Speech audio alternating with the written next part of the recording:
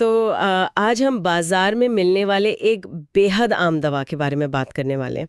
मतलब एक ऐसी छोटी सी सफ़ेद गोली जिसे लाखों लोग रोज़ाना अपने तनाव या फिर पेट की एसिडिटी को दूर करने के लिए खाते हैं। बिल्कुल। और ये सुनकर शायद हैरानी होगी कि ये दवा असल में दुनिया के सबसे खतरनाक जहर से बनी है। हाँ, यही तो सबसे बड़ा रहस्य है। मतलब जरा सोचिए, एक ऐसा जहर जिसका एक छोटा सा कण अगर शरीर में चला जाए तो वो कुछ ही घंटों में पूरे नर्वस सिस्टम को हैक कर सकता है। और फिर भी आज वही जहर मेडिकल इतिहास के सबसे बड़े रहस्यों में से एक बनकर हमारी दवाइयों के डिब्बे में रखा है। सही कहा। तो इन्फिनिट क्रिएशन लैब के इस गहरे अध्ययन में हम इसी रहस्य को डिकोड करेंगे। हमारा मिशन सिर्फ एक मेडिकल विषय पर बात करना नहीं है, बल्कि विज्ञान और प्रकृति के उन छिपे हुए रहस्यों की एक यात्रा पर निकलना है जो हमारे सोचने का नजरिया बदल सकते हैं। बिल्कुल। ये एक ऐसा विरोधाभास है जो विज्ञान और तर्क की सीमाओं को पूरी तरह चुनौती देता है। और आज हमारे पास जो स्रोत हैं, जैसे NCBI बुक शेल्फ का लिवर टॉक्स डेटा, हेल्थलाइन के आर्टिकल्स, विकिपीडिया की वनस्पति विज्ञान की जानकारी और हमारे इन्फिनिट क्रिएशन लैब के विस्तृत नोट्स, ये सभी मिलकर एक बेहद रहस्यमयी तस्वीर बनाते हैं। चलिए इसे थोड़ा और गहराई से समझते हैं। तो इस रहस्य को समझने के लिए हमें सबसे पहले किसी लैब में नहीं बल्कि प्रकृति के एक बेहद डार्क और रहस्यमय कोने में जाना होगा। मतलब उस पेड़ की तरफ जिसे विज्ञान स्ट्रिचनोज नक्स वोमिका कहता है। मैंने इसके बारे में पढ़ा था। ये दिखने में काफी डरावना लगता है। दरअसल अगर इसके वनस्पति विज्ञान यानी बॉटनी को करीब से देखा जाए तो ये पेड़ अपने आप में एक चेतावनी है। भारत, दक्षिण पूर्व एशिया, चीन और ऑस्ट्रेलिया के जंगलों में पाया जाने वाला ये एक डेसिडुअस पेड़ है। अच्छा, मतलब एक पर्णपाती पेड़ जो लगभग 20 मीटर तक ऊंचा हो सकता है। हाँ बिल्कुल, 20 मीटर ऊंचा।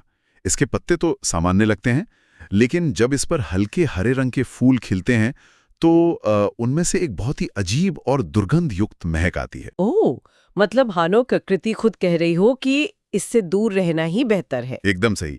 लेकिन प्रकृति का ये अलार्म इसके फलों पर लागू नहीं होता और यहीं से सारा धोखा शुरू होता है। हाँ, मैंने तस्वीरों में देखा है। पकने के बाद इसका फल एक बड़े सेब जैसा दिखता है, बहुत ही लुभावना और चमकदार नारंगी रंग। बिल्कुल। और इसके अंदर एक सफेद जली जैसा गूदा होता है। उसी गूदे के भीतर छिपे होते हैं वो 5 चपटे बीज जिन्हें दुनिया पॉइजन नट या क्वेकर बटन्स के नाम से जानती है। और इन बीजों की बनावट भी बहुत अजीब होती है ना? इन पर छोटे छोटे बाल होते हैं जो इन्हें एक सैटिन जैसी चमक देते हैं। दिखने में ये इतने निर्दोष है कि कोई भी धोखा खा जाए। हाँ, और यही वो जगह है जहां प्रकृति की सबसे बड़ी विडंबना सामने आती है। मतलब अगर विकासवाद ने इसे इतना खतरनाक बनाया है तो क्या ये हर जीव के लिए जानलेवा है? यहाँ एक बहुत दिलचस्प बात है। जो फल इंसान के नर्वस सिस्टम को तबाह कर सकता है, उसी फल के गूदे को जंगलों में बंदर और मालाबार पाइड हॉर्नबिल जैसे पक्षी बिना किसी खौफ के बड़े चाव से खाते हैं। क्या बात है! इंसान के लिए जो मौत है वो एक पक्षी के लिए स्वादिष्ट भोजन कैसे हो सकता है? क्योंकि विकासवाद ने उन विशिष्ट पक्षियों और जानवरों के पाचन तंत्र में ऐसे एंजाइम्स विकसित कर दिए हैं जो इस जहर को बेअसर कर सकते हैं। ओह, तो ये प्रकृति का एक बहुत ही नियंत्रित वितरण तंत्र है। मतलब उसने इस फल को इतना खूबसूरत इसलिए बनाया ताकि कुछ खास जीव इसे खाएं और इसके बीजों को दूर दूर तक फैलाएं। बिल्कुल सही कहा आपने। लेकिन इसके बीजों में जहर इसलिए डाला ताकि कोई जीव इन्हें चबाकर नष्ट न कर दे। ये सच में एक मास्टरमाइंड डिजाइन लगता है। लेकिन चलिए उन बीजों के अंदर चलते हैं। जब कोई इंसान गलती से इन बीजों का सेवन कर लेता है तो शरीर के अंदर असल में क्या होता है? यहाँ जो बात सबसे हैरान करने वाली है वो ये है कि इन बीजों के अंदर मौजूद रसायन कितने सटीक तरीके से हमारे शरीर पर हमला करते हैं। आप उन 2 बेहद जहरीले एल्कलॉइड्स की बात कर रहे हैं ना, स्ट्रिक्शनाइन और ब्रूसिन? हाँ बिल्कुल। इसमें से जो स्ट्रिक्शनाइन है वो शरीर के नर्वस सिस्टम और रीढ़ की हड्डी में मौजूद न्यूरो इनहिबिटरी ग्लाइसिन रिसेप्टर्स को पूरी तरह से ब्लॉक कर देता है। इसे अगर थोड़ा सरल भाषा में समझें तो हमारे नर्वस सिस्टम में ये रिसेप्टर्स एक तरह से ब्रेक का काम करते हैं, है ना? एकदम सही।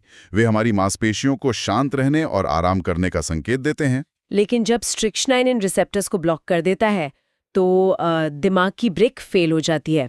शरीर की हर एक मांसपेशी को एक ही समय पर पूरी ताकत से सिकुड़ने का सिग्नल मिलने लगता है। हाँ, और इस ब्रेक फेल होने का परिणाम एक खौफनाक दुस्वप्न जैसा होता है। NCBI बुकशेल्फ के डेटा के अनुसार लक्षण कुछ ही घंटों में सामने आ जाते हैं। मतलब शुरुआत सिर्फ एक अजीब सी बेचैनी और घबराहट से होती है। हाँ, लेकिन फिर अचानक मांसपेशियों में भयानक ऐंठन शुरू हो जाती है।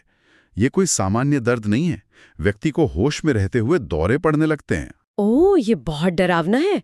मतलब इंसान मानसिक रूप से पूरी तरह सतर्क रहता है, वो सब कुछ महसूस कर रहा होता है, लेकिन उसका अपने शरीर पर कोई नियंत्रण नहीं रहता। बिल्कुल। और गंभीर मामलों में सीने की मांसपेशियां इतनी सख्त हो जाती हैं कि सांस खींचना या छोड़ना भौतिक रूप से असंभव हो जाता है। और अंततः एस्फिक्सिएशन या हृदय गति रुकने से मौत हो जाती है।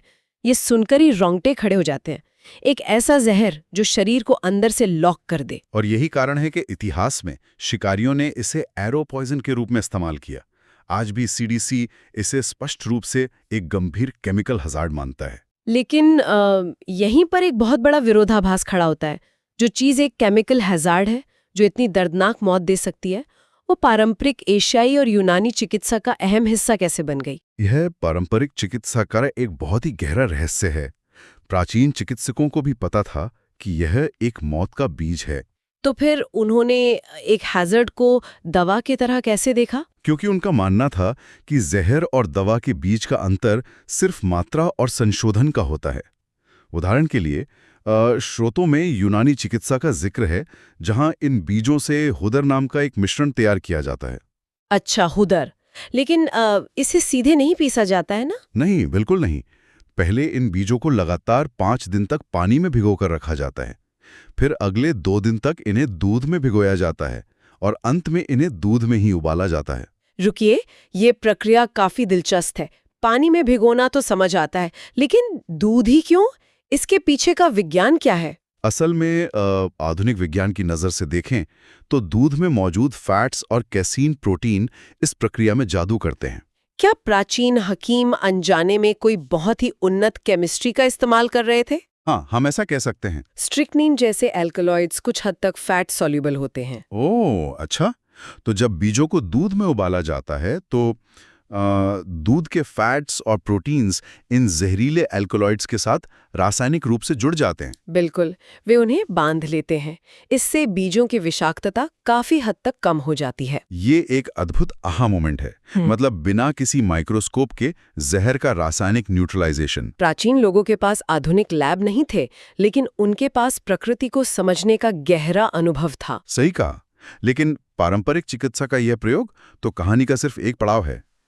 इस जहर का असली सफर तब शुरू हुआ जब इसकी मुलाकात डॉक्टर सैमुअल हैनीमन से हुई। डॉक्टर हैनीमन, जिन्होंने होम्योपैथी की नींव रखी थी? हाँ, और होम्योपैथी एक बहुत ही खास सिद्धांत पर काम करती है, सिमिलिया सिमिलिबस क्यूरेंटोर, यानी लाइक क्योर्स लाइक, समान से समान की चिकित्सा। बिल्कुल।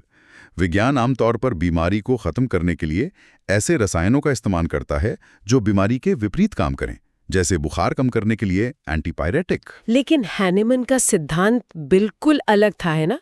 उनका मानना था कि जो पदार्थ एक स्वस्थ शरीर में बीमारी के लक्षण पैदा करता है, वही पदार्थ अगर सूक्ष्म मात्रा में दिया जाए तो वो बीमार शरीर में उन लक्षणों को ठीक कर सकता है। एकदम सही। लेकिन यहाँ मुझे एक शंका है। ये सुनने में थोड़ा तर्कहीन लगता है।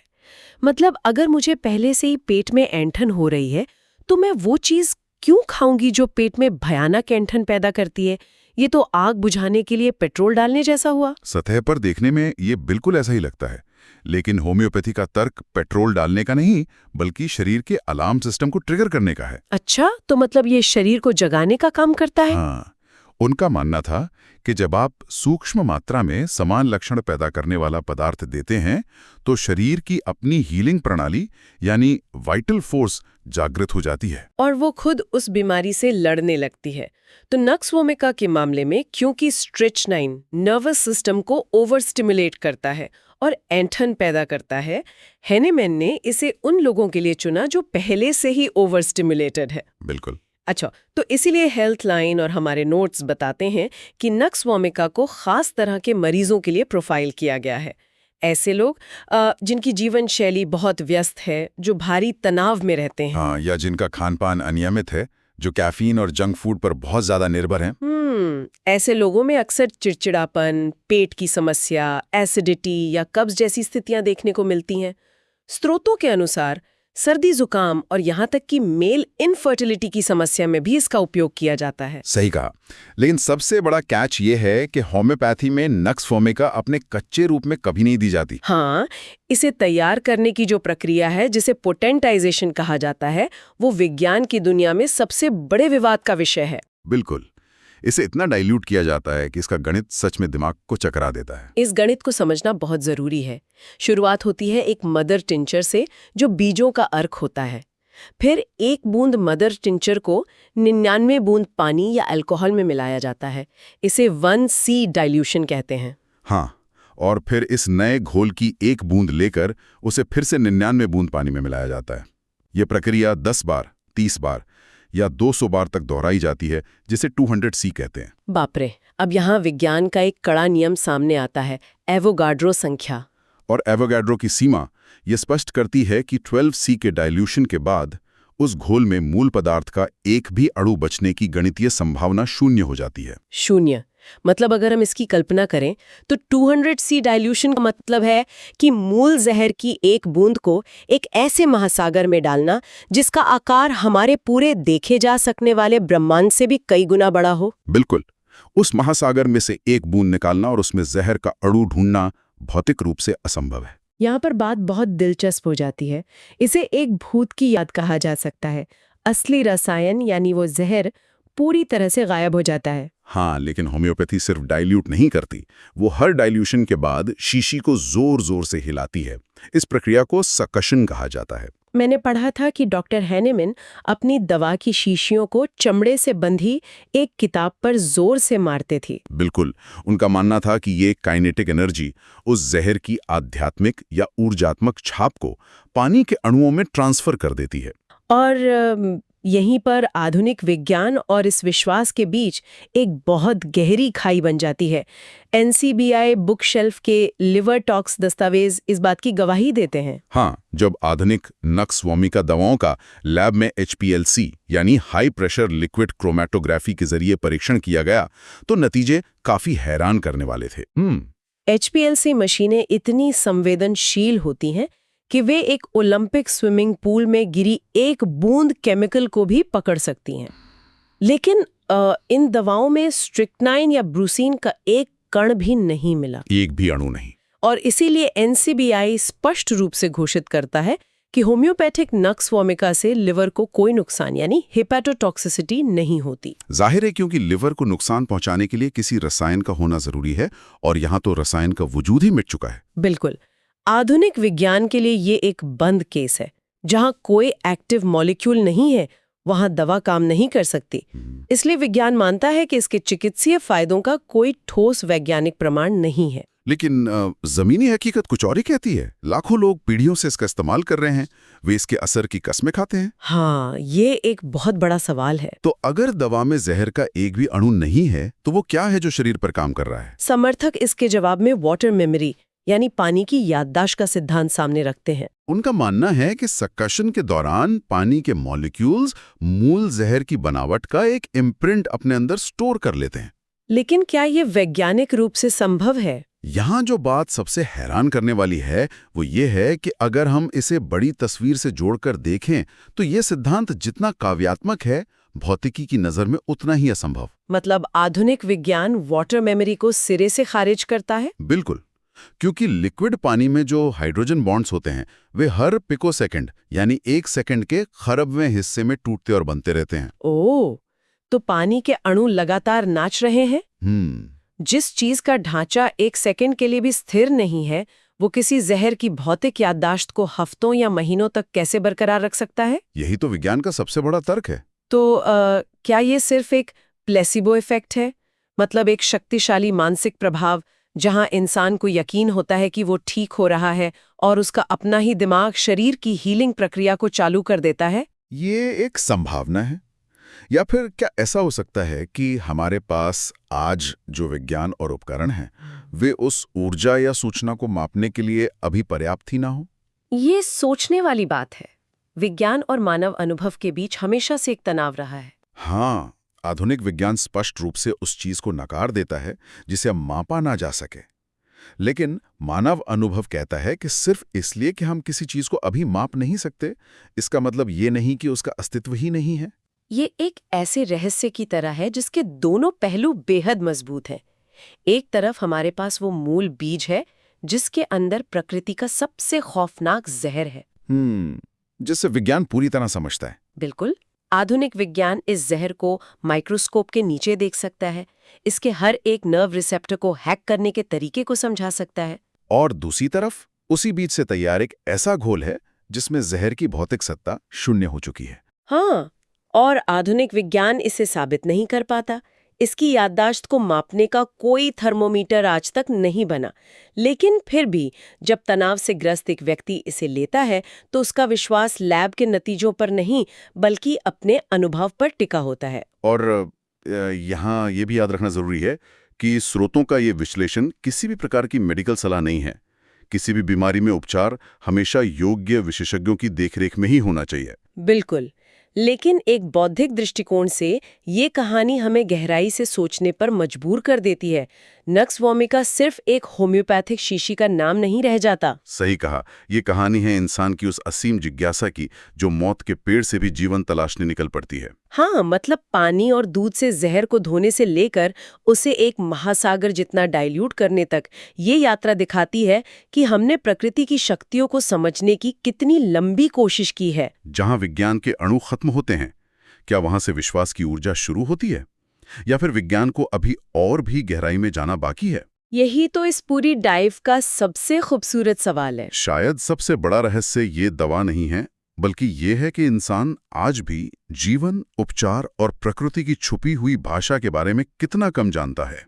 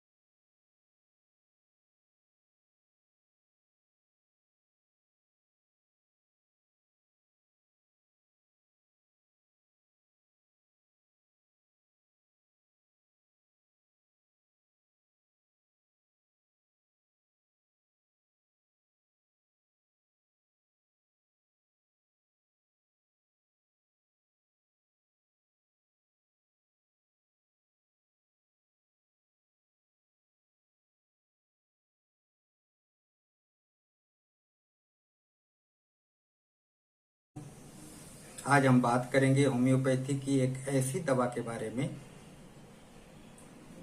जो आधुनिक जीवन शैली के लोगों के लिए वरदान है, जिसका नाम नक्स भूमिका है।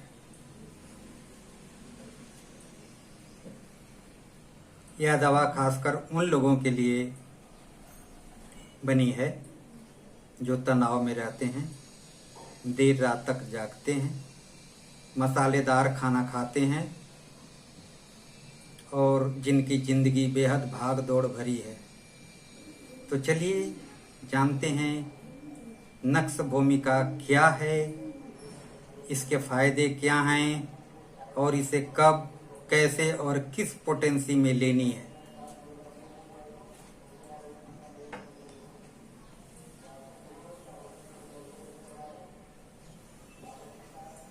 नक्श भूमिका बनती है स्टेचनस नक्श भूमिका नाम के पेड़ के बीजों से। यह पेड़ भारत और श्रीलंका में ज़्यादा पाया जाता है। कच्चे रूप में यह जहरीला होता है, लेकिन होम्योपैथ में इसे इतना पतला यानी डाइल्यूट किया जाता है कि यह पूरी तरह सुरक्षित और अत्यंत प्रभावशाली बन जाता है। यह होम्योपैथ की पॉलीक्रेस्ट दवाओं में आती है, मतलब एक ऐसी दवा जो शरीर के कई अंगों पर एक साथ काम करती है।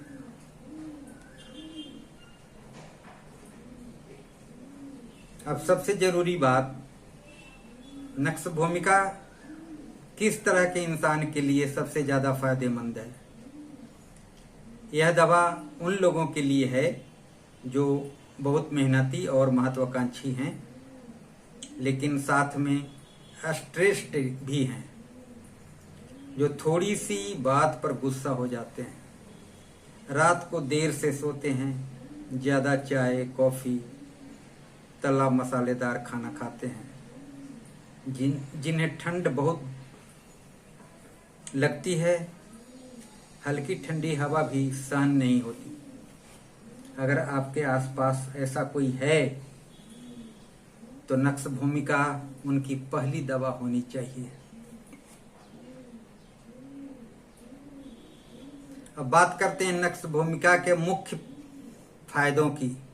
नंबर 1, पेट की समस्याएं, अपच, खट्टी डकारें, एसिडिटी, कॉन्स्टिपेशन, इन सब में नक्श भूमिका बेजोड़ है।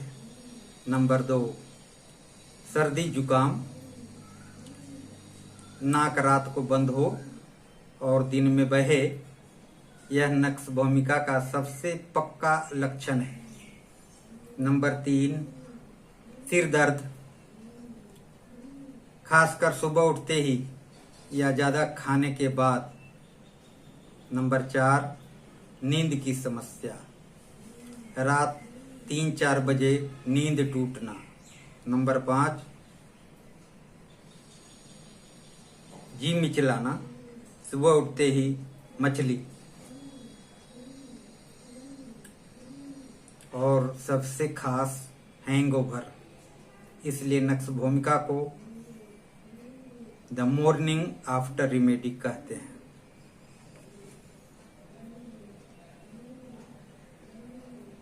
अब बात करते हैं पोटेंसी की, यानी कौन सी ताकत की दवा लें। जब तकलीफ हल्की हो या अभी अभी शुरू हुई हो, हर 4 घंटे में लें। 30C, यह आपकी इमरजेंसी पोटेंसी है, घर में हमेशा रखें।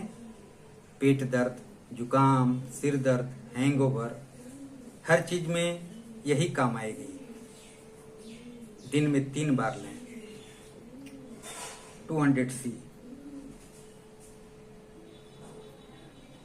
जब लक्षण ज्यादा तेज हो, दिन में 1-2 बार 2-3 दिन तक लें।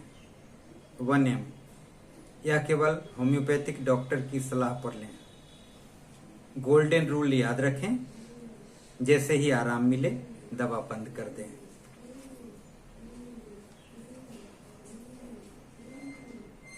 होम्योपैथ में दवा लेने का सही तरीका बहुत जरूरी है। पहली बात, दवा हमेशा साफ जीभ पर रखें। खाने या पीने के 15-20 मिनट के बाद लें। दूसरी बात, ग्लोबल्स यानी छोटी गोलियों को मुंह में घुलने दें, चबाएं नहीं, पानी से ना मिलाएं। तीसरी बात, दवा को हाथ से मत छुएं, डिब्बी से सीधे जीभ पर रखें। और सबसे जरूरी, दवा के आसपास कपूर, मेंथॉल या तेज इत्र बिल्कुल न रखें। ये दवा का असर खत्म कर देते हैं।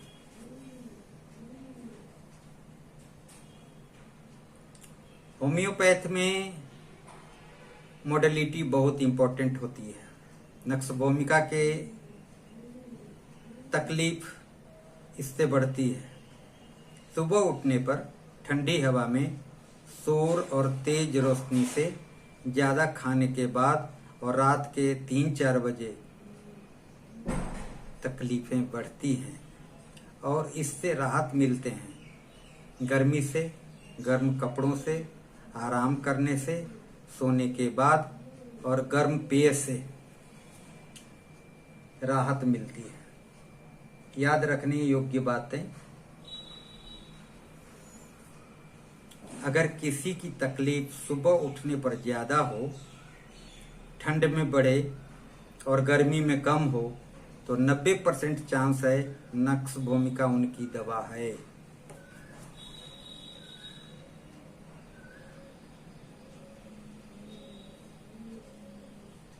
यह वाला पार्ट बहुत ध्यान से देखें क्योंकि यह इमरजेंसी सिचुएशन के लिए है।